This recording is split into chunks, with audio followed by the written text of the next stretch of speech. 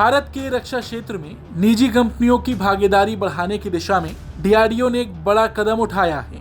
रक्षा अनुसंधान एवं विकास संगठन ने निजी कंपनियों को मिसाइल और बम सिस्टम के विकास और उत्पादन से जुड़े भविष्य के प्रोजेक्ट्स में शामिल होने का मौका दिया है और माना जा रहा है कि इससे भारत के रणनीतिक हथियार कार्यक्रम में सरकारी कंपनियों के साथ साथ प्राइवेट सेक्टर्स की भूमिका बढ़ जाएगी।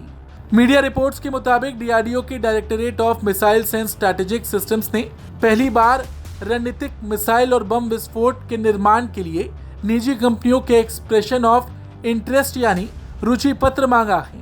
ये वही विभाग है जो भारत की रणनीतिक मिसाइल प्रणालियों के विकास से जुड़ा है। इसमें अग्नि सीरीज जैसी मिसाइलें भी शामिल हैं। इसके अलावा भविष्य में विकसित होने वाली रणनीतिक और पनडुब्बी से लॉन्च की जाने वाली मिसाइल प्रणालियों के लिए भी ये पहल अपने आप में अहम मानी जा रही है। अब तक रणनीतिक हथियारों के उत्पादन में सरकारी कंपनियों की भूमिका रही है। सरकारी कंपनी लंबे समय से मिसाइल प्रणालियों के उत्पादन से जुड़ी हैं, लेकिन डीआरडीओ की नई योजना के तहत निजी कंपनियों को भी इस क्षेत्र में आने का रास्ता मिल सकता है। नई व्यवस्था में सबसे पहली निजी कंपनियों की तकनीकी क्षमता और आर्थिक स्थिति की जांच की जाएगी। इसके लिए कंपनियों को तय तकनीकी और वित्तीय मानकों को पूरा करना होगा। जो कंपनियां इन मानकों पर खरी उतरेंगी उन्हें आगे डीआरडीओ के अलग अलग प्रोजेक्ट्स के लिए बोली लगाने का मौका दिया जाएगा। और रिपोर्ट्स के मुताबिक सोलर एरोस्पेस एंड डिफेंस और टाटा एडवांस सिस्टम जैसी बड़ी निजी रक्षा कंपनियां इन आने वाले प्रोजेक्ट्स में संभावित दावेदार हो सकती हैं।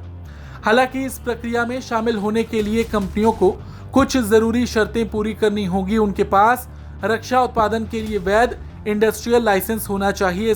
इसके अलावा विस्फोटक सामग्री को संभालने और स्टोर करने के लिए लाइसेंस भी जरूरी होगा।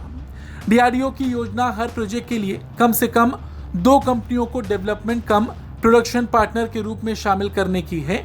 इसका मतलब है कि कंपनियां सिर्फ हथियार बनाने का काम नहीं करेंगी, बल्कि उसके विकास के शुरुआती चरण में डीआरडीओ के साथ मिलकर काम करेंगी। चयनित कंपनियां डीआरडीओ के साथ मिलकर प्रोटोटाइप तैयार करेंगी। इसके बाद इन प्रोटोटाइप का परीक्षण किया जाएगा और जरूरत के मुताबिक उनमें बदलाव किए जाएंगे। जब कोई सिस्टम सफलतापूर्वक विकसित और टेस्ट हो जाएगा और उसे रणनीतिक बलों में बड़े पैमाने पर शामिल करने का फैसला होगा तो संभावित कंपनियों को उसके उत्पादन के ऑर्डर भी मिल सकते हैं। इस कदम का सबसे बड़ा फायदा हो सकता है कि भारत में रणनीतिक हथियारों के उत्पादन की क्षमता तेजी से बढ़े।